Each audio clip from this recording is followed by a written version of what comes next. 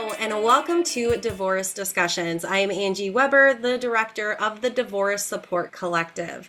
At the Collective, our mission is to reimagine the process of divorce through collaboration and support from contemplation to thriving post-decree. And we are excited to bring you another episode of Divorce Discussions, where we sit down with professionals who are helping individuals navigate divorce with confidence, clarity, and care. Our goal is to inspire, educate, and empower you. And today I am so excited for you all to meet Franya Isley. Franya is the founder of SHero Empowered and your Divorce Recovery Sherpa. As a former military wife, she learned adaptability and self-reliance during her ex-husband's constant deployments, skills that became her foundation when her own marriage ended unexpectedly. Now she helps women avoid common pitfalls and discover their authentic selves again, moving from overwhelm, uncertainty to clarity and confidence with personalized guidance using her R.I.S E framework. So thank you so much for joining me today. You are welcome. I'm honored to be here. Yes. Now, I know that I've heard a little bit of your story before, and I want to make sure that our audience also understands that of the experience that has really led you into your passion. So, can you share a little bit about your divorce and the turning point that now led you to support others? Yes, my ex-husband walked out on me. He took everything in a three-bedroom house. Now I say he took everything. He didn't take my clothes, but he did take the hangers. He also took all the money out of 4 bank accounts and closed those accounts. I didn't realize that those accounts had been closed until I wrote a check. Thank God I wrote it to a friend of mine who said, "Franya, this is what's going on." And I went, I've got to pay attention. And how I knew he was gone is that I came home from work. I'd been gone 14 hours. I opened up the door and go into the house, and I did this through the garage. You should be looking at 2 washer and dryers. Did I pay attention that they were gone? No.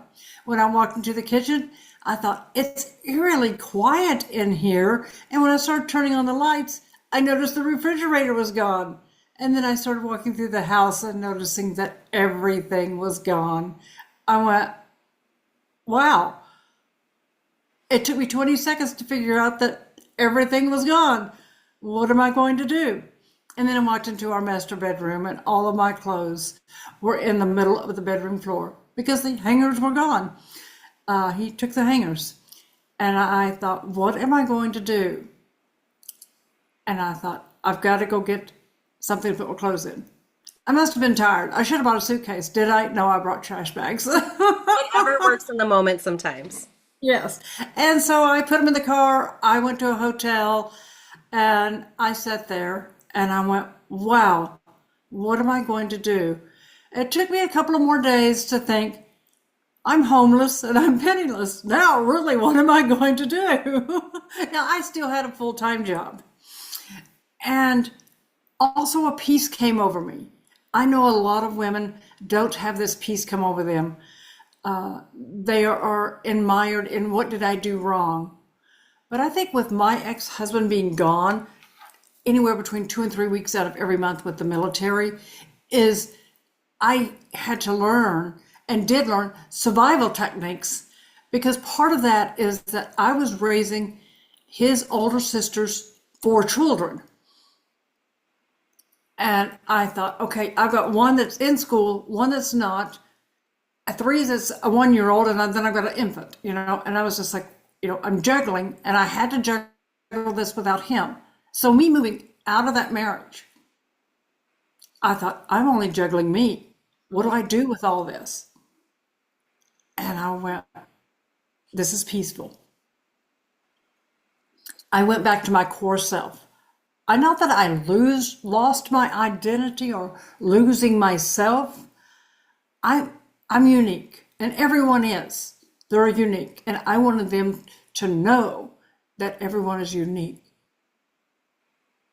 And I thought, I can do this. I wiped my slate clean. I started all over, and I went, where's my core value? Who am I? And how do I want to go forward with my life? What do I want my life to look like when I'm 93? I realize I'm only 30 now, but what did I want it to look like when I'm 93 and 85 and 69 and a half. And I reversed engineered all of that. And I went, I know what I'm going to do. Now, I did have to get 2 part-time jobs just to pay the bills. I also, back then, it was get out your spiral notebook, your wooden ruler, your wooden pencil, and write out your budget. What do you have? What's going to pay for it? And I honed it down to what I worked on Saturday paid for 2 bills. What I worked on Sunday paid for 1 bill. My 9 to 5 paid for other bills. So I thought I can do this. And I did do it. And I thought, I just don't want to survive. I want to thrive. How do I do this? And I just moved myself forward 1 step at a time. Now, those times, do you feel like you're stepping backwards 5 steps? Well, absolutely. Just take the next step.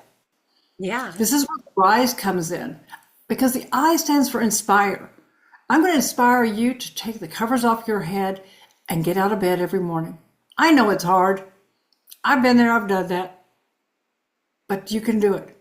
Yeah. And what inspired me is the fact that I was working with a woman, and I came out of corporate, and she was having a hard time knowing that she was raising her daughter as a single parent. Mm-hmm. And she didn't know where to go. She didn't know how to put her foot forward.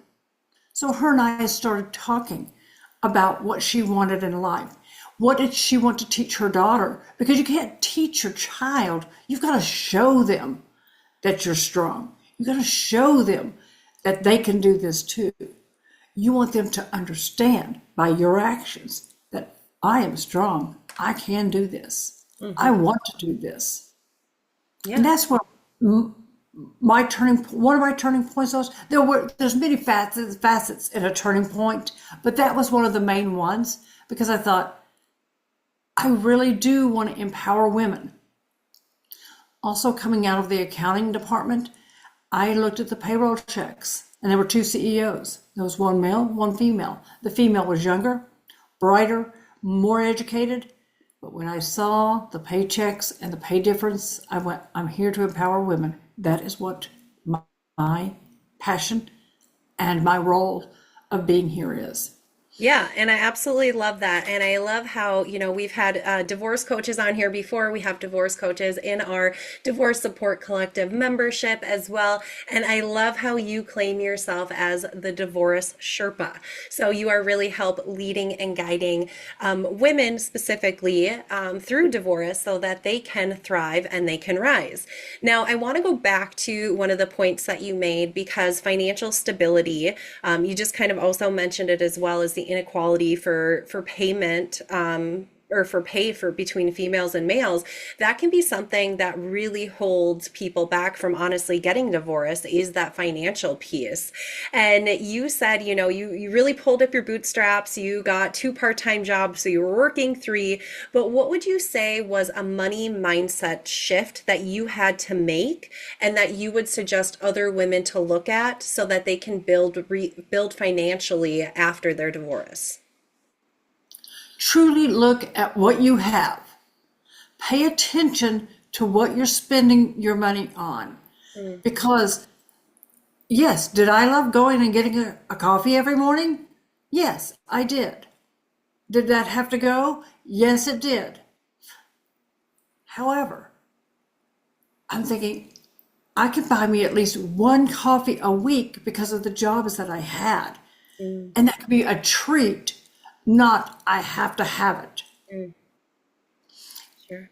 And looking down and seeing what you have, putting it down on paper, and truly recognizing what you're bringing in and what is going out, and what can you live without, and what can you live with, and what do you have to have, because you're going to have to pay rent. You're going to have gas for the car. You're going to have a car, and you're going to have groceries. What's your core there? What is your basics that you have to have? And what can we add in that you really want to add in? Yeah. And I do help women with that in a workshop Yeah. situation. Now, that workshop is one-on-one because to me, no one needs to know how much you make and what your lifestyle is, because sometimes you just got to go have, a tequila Friday night. I understand that. Well, okay, I So, think that's great advice is really being honest and truthful and looking at the numbers and looking at your budget and your expenses without necessarily judgment or shame, but just having that outside perspective of what's going on so you can make the best decisions moving forward. Now, again, I know that you teach women by leading them through your RISE acronym, which we already heard a little bit about the inspire. Can you lead us through really quick how you use this framework to help women thrive? yes, the R stands for reclaim, and it's reclaiming your identity. Because coming out of the military, I was never called Franya. I was Mrs. So and so or Officer so and so's wife. And at that time, I don't know if it's changed now because I haven't been on a base in a while, but on the base, if you used a service, they don't want your social security number, they wanted theirs. So you're kind of losing who you are because they don't care who you are. In the military, if you're not the one enlisted, you're the liability. I was the liability in this case. They don't care who you are. So that's where the reclaim comes in that realm. But for divorced women, I was wife, I was mom, I was chauffeur, I was a cook, I was a laundry maid. You had different roles. Let's get back to who you wanted to be. I'll ask you, what did you want to be when you're 16 years old? And we'll go from there. Inspire, we definitely want to inspire you to do whatever you want to do and get out of bed. I'm going to support you in anything you want to do. You're going to come to me and say, Franya, this is what I want to do. And I'm going to say, great, let's go for it. And you may come back to me 2 days later and say, that was the dumbest thing I ever learned. And I said, oh no, it's what did you learn, not the dumbest thing you ever did. Do we need to tweak it or do we need to just scrap it and start all over?